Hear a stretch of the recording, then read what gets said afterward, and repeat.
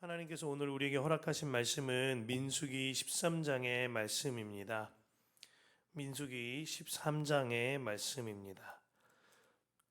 봉독은 1절에서 3절과 26절에서 33절 하도록 하겠습니다. 민수기 13장 제가 세 번역 성경으로 읽어드릴 텐데요. 가능하신 분들은 합독하면 좋겠습니다. 주님께서 모세에게 말씀하셨다. 너는 사람들을 보내어 내가 이스라엘 자손에게 준 가나안 땅을 탐지하게 하여라. 각 조상의 지파 가운데서 지도자를 한 사람씩 보내어라. 모세는 주님의 분부대로 바란 광야에서 그들을 보냈다. 그 사람들은 모두 이스라엘 자손의 우두머리들이었다. 26절에서 33절까지입니다. 그들은 곧바로 바란 광야 가데스에 있는 모세와 아론과 이스라엘 자손의 온 회중에게로 갔다. 그들은 모세와 아론과 온 회중에게 보고하면서 그 땅에서 가져온 과일을 보여주었다. 그들은 모세에게 다음과 같이 설명하였다. 우리에게 가라고 하신 그 땅에 우리가 갔었습니다. 그곳은 정말 젖과 꿀이 흐르는 곳입니다. 이것이 바로 그 땅에서 난 과일입니다. 그렇지만 그 땅에 살고 있는 백성은 강하고 성읍들은 견고한 요새처럼 되어 있고 매우 큽니다. 또한 거기에서 우리는 아낙 자손도 보았습니다. 아말렉 사람은 네겝 지방에 살고 있고 헷 사람과 여부스 사람과 아모리 사람은 산악지대에 살고 있습니다. 가나안 사람은 바닷가와 요단강가에 살고 있습니다. 갈렙이 모세 앞에서 백성을 진정시키면서 격려하였다. 올라갑시다. 올라가서 그 땅을 정령합시다. 우리는 반드시 그 땅을 점령할 수 있습니다. 그러나 그와 함께 올라갔다 온 사람들은 말하였다. 우리는 도저히 그 백성에게로 쳐 올라가지 못합니다. 그 백성은 우리보다 더 강합니다. 그러면서 그 탐지한 땅에 대하여 나쁜 소문을 퍼뜨렸다. 그들은 이스라엘 자손에게 그 땅에 대해 이렇게 말하였다. 우리가 탐지하려고 두루 다녀본 그 땅은 그곳에 사는 사람들을 삼키는 땅이다.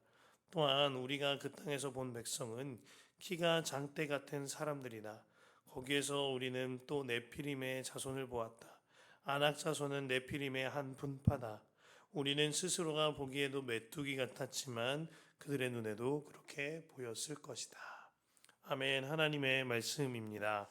참 감사합니다. 우리가 성경 333 프로젝트 함께하고 있습니다. 오늘 함께 읽은 이 본문을 돌아가셔서든 기도하시면서든 한번 3번 꼭 읽어보시는 겁니다. 그렇게 하루에 3장씩 3년 동안 삼독이 완성이 됩니다. 함께 이 프로젝트 계속 함께 하시면서 주님의 말씀 안에 충만히 거하시기를 축복합니다. 그 신학자이자 기독교 상담학자인 레리 크랩의 격려를 통한 영적 성장이라는 책이 있습니다. 그 책에 레리 크랩이 이런 글을 써두었어요. 모든 그리스도인은 은사와 재능에 상관없이 믿음의 형제와 자매를 격려하도록 부름받았다. 하나님의 백성으로 함께 모일 때 우리는 서로를 격려해야 한다. 무릇 성경적 교회라면 그리스도의 사랑을 위해서 격려를 강조하는 교회가 되어야 한다라고 말합니다. 말씀은 날 위해 죽으신 예수님과 동행하는 삶을 위하여서 서로 피차 권면하고 격려하라라고 말씀합니다. 데살로니가 전서 5장 10절에서 11절인데요. 그리스도께서 우리를 위하여 죽으신 것은 우리가 깨어 있든지 자고 있든지 그리스도와 함께 살게 하려시려는 것입니다. 그러므로 여러분은 지금도 그렇게 하는 것과 같이 서로 격려하고 서로 덕을 세우십시오. 이렇듯 주님 앞에서 행하는 격려는요, 주님과 동행하는 공동체 그리고 성도들에게 반드시 필요한 요소인데요. 본문에 성경적인 이 격려를 아주 잘 나타낸 한 사람이 나옵니다. 갈렙이지요. 본문은 출애굽 공동체가 각 지파마다 대표 한 명씩 뽑아서 12명이 가나안 땅을 미리 정탐하고 40일 만에 돌아오는 장면입니다. 가나안이 지금의 우리나라의 강원도 땅보다 조금 더 컸다고 하니까요.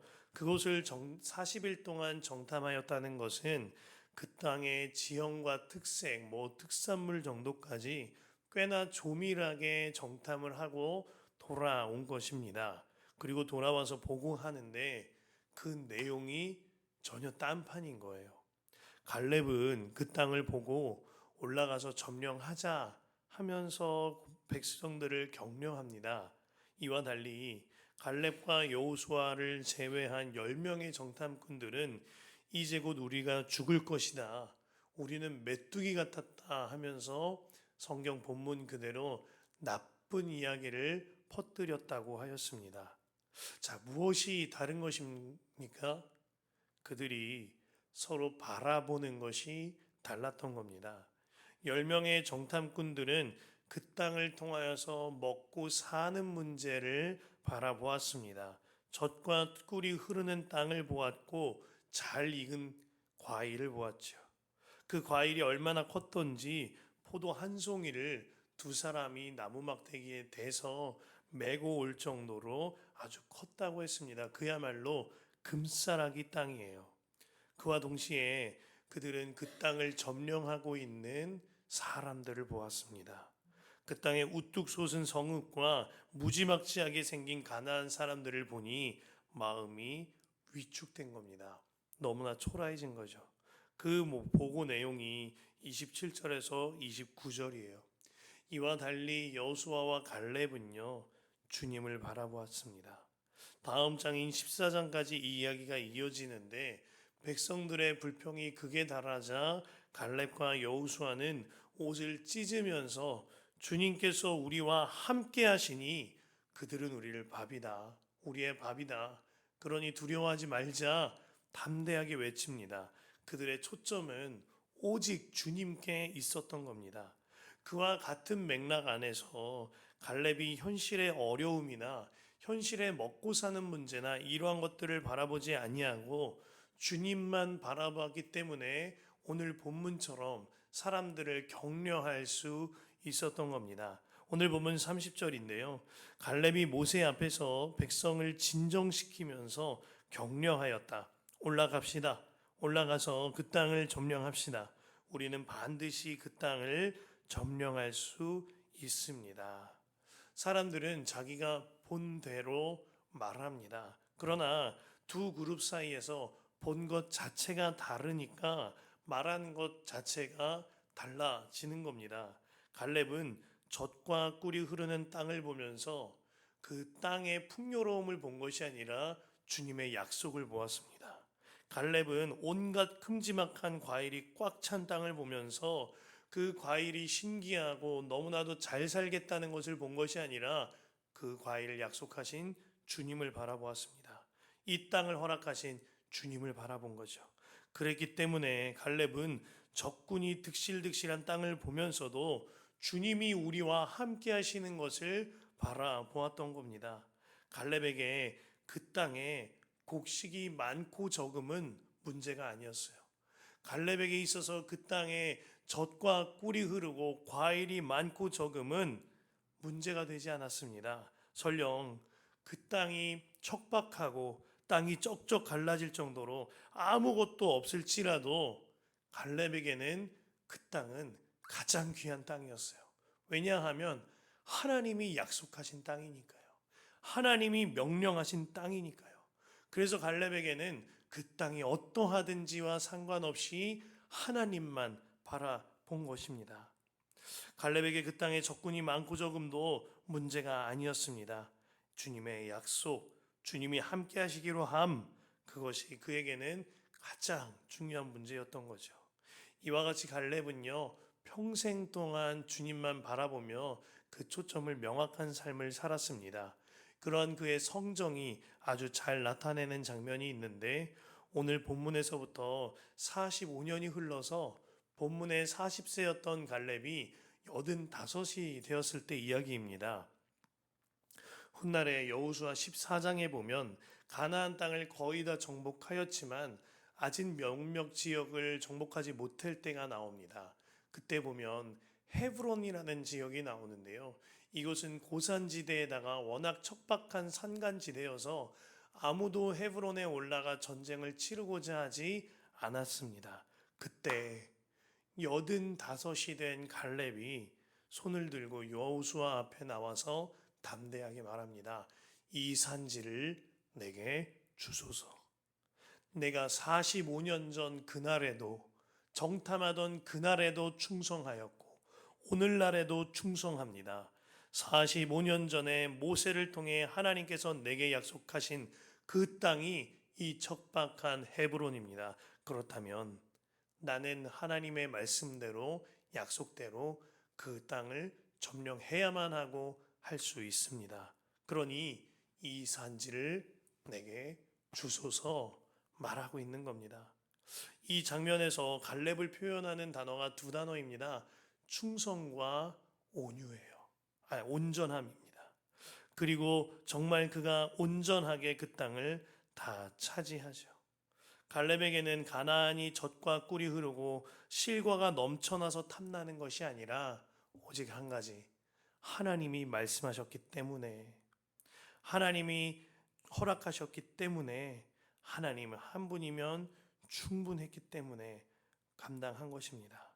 주님이 함께 하시니 하나님의 나라였고 주님이 가라 하시니 주님의 약속의 땅이었던 거죠.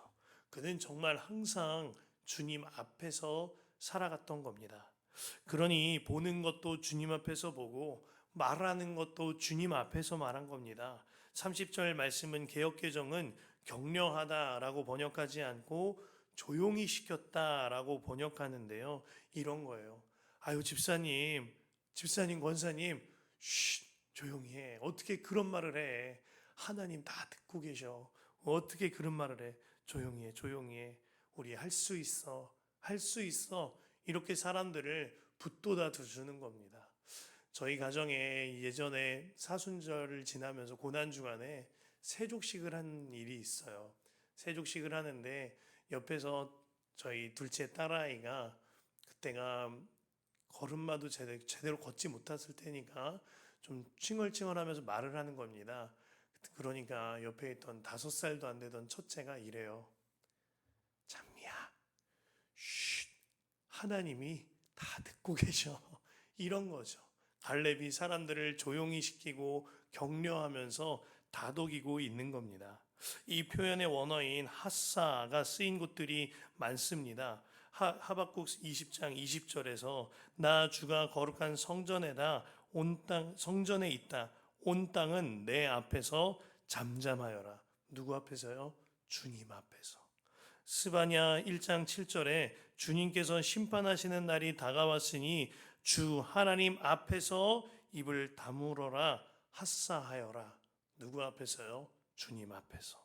스가랴 2장 13절에 육체를 지닌 모든 사람은 주님 앞에서 잠잠하여라. 주님 앞에서 핫사하여라.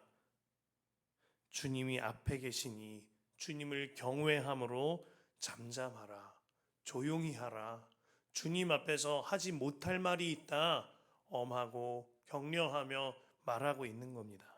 또한 느헤미야에서도 동일한 표현이 쓰입니다. 백성들이 말씀 앞에서 회개가 터져 나올 때 느헤미야가 이렇게 말합니다. 레위 사람들도 모든 백성을 달래면서 오늘은 거룩한 일이니 조용히 하고 핫사하고 슬퍼하지 말라고 타일렀다. 갈렙이 주님 앞에 세워진 경외함과 주님을 두려워함으로 그들을 엄히 조용시키면서도 그들을 타이르며 격려했던 거예요. 그 격려는 사람을 살리는 격려였던 겁니다. 한국 전쟁 이후에 아주 가난한 시절에 경남 산청이라는 시골 마을에 그 마을에서도 가장 가난한 집안이었던 찬석이라는 애가 있었습니다. 그런데 그 찬석의 아버지는 자신이 공부하지 못한 한으로 인해서 이 아이를 공부를 잘 시키려고 그 당시엔 아주 어려운 일이었던 대도시인 대구로 이제 유학을 보냅니다. 그렇게 찬석이가 대구 중학교에 입학을 했지만 공부도 못하겠고 하기도 싫은 겁니다. 그리고 첫 시험을 봤는데 그 반 68명 중에 68등 꼴찌를 한 거예요. 야, 근데 이 시험 성적표를 보고 도무지 부끄러워서 아버지한테 내밀 자신이 없었습니다. 나 때문에 끼니도 제대로 잊지 못하는 소장농인 아버지가 날 위해 중학교를 유학 보냈는데 내가 어떻게 이 성적표를 가져가나 하던 중에 찬석이 머릿속에 아이디어가 납니다. 살살 긁어내는 거예요. 성적표를 긁어내고 잉크로 조작을 해서 68명 중에 1등이라고 거짓 성적표를 만든 겁니다. 그리고 그 성적표를 들고 방학이 돼서 아버지한테 보여드립니다. 그런데 난리가 난 거예요. 아버지가 그 성적표를 받아들고 감격에 겨워서 동네방네 뛰쳐다니면서 소문을 내시기 시작한 겁니다. 우리 아들이 1등을 했대. 우리 아들이 대구 유학길에 올라서 1등을 했대. 그러더니 한술 더 떠서 친지들이 모두 몰려오기 시작하는 겁니다. 찬석이는 언제부터 공부를 그래 잘했더냐 묻는 거예요. 분위기가 무르익어서 그 마을 전체가 막 축제처럼 아이를 칭찬하는 분위기가 됐습니다. 어린 찬석이는 어쩔 줄 몰라 하는 거죠. 이튿날 찬석이가 강가에서 멱을 감고 오는데 집에서 우리 집에 사람들이 막 모여들어서 웅성웅성 하더랍니다. 무슨 일인가 가까이 가서 보더니 무슨 큰일이 났나. 얼른 뛰어가서 보니까 아버지께서 우리 아들 찬석이 1등 했다고 본인 집의 전 재산과 다름없는 돼지를 잡아서 한 마리뿐이 없는 돼지를 잡아서 동네 잔치를 벌이고 계신 거예요. 야, 이제는 진짜 어쩔 수가 없어요. 그죠? 그걸 보는데 감당이 안 돼서 어린 찬석이가 강가로 뛰쳐가서 자기 손으로 주먹으로 머리를 내리치며 말합니다. 이 나쁜 놈아, 이 나쁜 놈아. 정말 죽고 싶은 심정으로 물 속에 들어가서 숨도 참았다고 합니다. 그러다가 어프하고 일어나면 어휴 나쁜 녀석아, 나쁜 녀석아 자신을 자책하는 거예요. 그리고요 찬석이가 그날부터 마음을 고쳐먹어요. 도무지 아버지를 실망시킬 수가 없는 겁니다. 그때부터는 내가 가짜 1등이 아니라 진짜 1등으로 살 거야 하는 마음으로 삽니다. 대구에 올라가서 때로는 코피를 쏟아가면서 공부를 합니다. 책상에만 앉으면 돼지 잡은 우리 아버지, 책상에만 앉으면 돼지 잡은 우리 아버지 생각이 나는 거예요. 그리고 17년 후에 찬석이는 대학 교수가 됩니다. 그리고 그가 결혼을 해서 아이도 낳습니다. 그리고 자기 아이가 본인 중학교 1학년 한 만한 나이가 됐을 때 45세가 된 찬석이는 드디어 이제야 부모님께 진실을 말하려고 합니다. 어머니, 아버지, 사실은 저 중학교 1학년 때 1등한 것은요, 말을 태는데 옆에서 듣고 있던 아버지가 말을 잘라 먹으세요. 고마해라. 손자 듣는다. 고마해라. 다 알았다. 아버지는 다 알았던 거예요. 그런데 찬석이가 마음이 무너질까봐 모른 척 해준 거죠. 그 찬석이가 경북대 총장을 지냈던 박찬석 총장의 이야기입니다. 그 아버지는 다 알고 있었지만 조용히 있어주므로 오히려 찬석이를 격려해 준 겁니다. 현실을 직시하고 판단을 똑바로 하고 잘못을 지적한다고 사람이 바뀝니까? 그가 사나요? 그 공동체가 살아납니까? 그렇지 않습니다. 그렇지 않다는 것을 또 저와 우리가 다 경험해 봤죠. 그럼에도 불구하고 끝없이 질타하고 현실을 직시하게 하는 건 사실은 그도 죽고 공동체 모두가 죽는 길인 거예요. 그러나 주님 앞에 서서 그를 위하여 침묵해주고 그를 위하여 격려해주는 것, 이것이 가정을 살리고 교회를 살리고 그리고 그 사람을 살리는 것입니다. 오늘 본문 33절 이하에 보면 갈렙과 여호수아를 제외한 모든 자들이 정탐꾼들이 나쁜 소문을 퍼뜨렸다라고 했습니다. 이처럼 현실적인 말과 잘못을 지적하는 말과 잘못된 것들을 똑바로 보고한다고 옳고 그름에 대하여 말하는 것은 마치 불이 번져가듯이 삽시간에 공동체를 불태워 버리는 겁니다. 악한 말은 우리 가정을 죽여요. 우리 교회를 죽입니다. 우리 공동체를 죽는 길로 인도하는 거죠. 이것을 우리가 알면 악한 말 하기가 멈춰지고 격려하고 침묵해주는 말이 풍성해지는 겁니다. 교우들과 하나님 얘기는 하지 않고 우리가 먹고 사는 문제에 대하여 신세한탄할 때가 많습니다. 없는 사람 얘기도 할 때가 있습니다. 집안에서도 왜 우리가 때때로는 자식들 잡아두고 배우자 흠을 잡을 때도 있습니다. 그러면 그 감정이요, 그 가정 전체로, 그 공동체 전체로 흘러가게 되는 겁니다. 그 길은 다 죽는 길인 거죠. 주님 앞에 서 있다면은요, 주님이 내 앞에 계시다면 주님의 마음으로 격려하게 되고 주님을 경외하는 마음으로 말을 삼가게 되는 거예요. 제가 그 30년 만에 만난 저희 아버지, 어릴 적에 가정 폭력과 그리고 여러 가지 문제로 인해서 갈라져 살다가 30여 년 만에 만나고 사랑하고 용서한다고 말씀하게 된 저희 아버지, 처음 만나 뵈었을 때에는 아버지가 뇌종양이 있다고 말씀을 하셨어요. 근데 이제 2년, 3년 시간이 지나가면서 아버지의 건강 상태가 급격하게 좋아지지 않았습니다. 처음에는 파킨슨이 생기기 시작하더니 지금은 뇌동맥류가 생기셨어요. 그리고 지난달에 아버지를 모시고 뇌동맥류 검사를 함께 다녀와야 했습니다. 1박 2일 입원 일정이었는데 검사를 마친 뒤에 의료진들이 말하기를 마취가 풀리고 나서 6시간 이상은 반드시 움직이면 안 된다. 누워만 계셔야 한다. 일어서시면 혈압이 오르고 큰일이 날 수 있으니까 누워 계셔야 한다 하는 겁니다. 그런데 그렇게 누워 계시다가 마취가 풀렸는데 제가 잠깐 일을 좀 보려고 1층에 여러 가지 일들을 처리하려 다녀오는데 병실에서 간호사분들이 저를 찾고 난리가 난 거예요. 보호자분 어디 계시냐는 거죠. 환자분께서 움직이셔도 안 되는데 일어나서 인포메이션까지 걸어 나오셨다고, 당부를 좀 부탁드린다 하는 말이었습니다.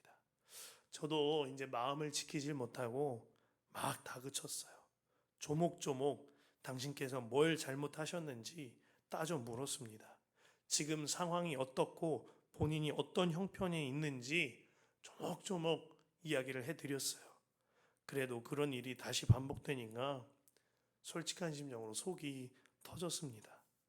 집에다 모셔다 드리는 길에 저도 마음을 참질 못하고 화를 내면서 아버지에게 가르쳤습니다.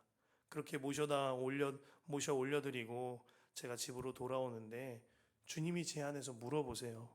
슬기야, 네가 그렇게 화를 내고 잘못을 지적하면 아버지가 좀 바뀌냐? 아니요, 주님. 그런데 왜 그렇게 화를 내는 것이냐? 네 마음에 아직 해결되지 못한 어떠함이 있는 건 아니냐? 예, 주님 죄송합니다. 그날 제가 저희 아버지를 환자가 아니라 범죄자 취급하고 있더라고요. 네, 그날 이렇게 올라오는데 진짜 하나님 놀라우시죠. 라디오를 틀었는데 라디오에서 첫 말씀으로 이 말씀을 읊조리는 거예요. 내가 그리스도와 함께 십자가에서 죽었나니 그런즉 이제는 내가 사는 것이 아니요 오직 내 안에 그리스도께서 사시는 거라. 그러더니 다시 한번 그 말씀을 찬양으로까지 불러주시는 거예요. 그때 올라오면서 그렇지, 나는 죽었지, 예수로 살지. 그러면 내가 왜 화를 내나? 주님 앞에서 잠잠해이지. 그래서 아버지한테 전화를 드렸습니다. 아버지 죄송합니다. 제가 화낸 것 잘못했습니다. 마음 편히 드시고 쉬십시오. 아니다, 잘 올라가라 하고 그날의 일정이 마쳤어요. 그리고 며칠 전에 저희 아버지를 잠깐 찾아뵙고 돌아왔는데 잠깐 기도해드려도 되나 여쭤보니까 너무너무 사모하는 마음으로 어린아이처럼 두 손을 꼭 모으고 잔뜩 움츠려서 눈을 꽉 감고 계세요. 그렇게 기도를 해드리는데 주님이 제 마음에 그러십니다. 슬기야, 그도 내 아들이다. 그도 나의 한 영혼이다. 사랑하는 성도 여러분, 우리의 말이요, 가정을 살리기도 하고 죽이기도 합니다. 우리의 말이요, 공동체를 살리기도 하고 죽이기도 합니다. 여러분들은 어떤 말을 하시겠습니까? 주님 앞에서 격려하며 때로는 침묵을 지키는 자가 되겠습니까? 아니면 사람들 앞에서 분내며 악한 말을 내뱉으며 현실을 직시하게 하라고 나의 의를 드러내는 한 사람이 되시겠습니까? 주님 앞에서 살아가시길 축복합니다.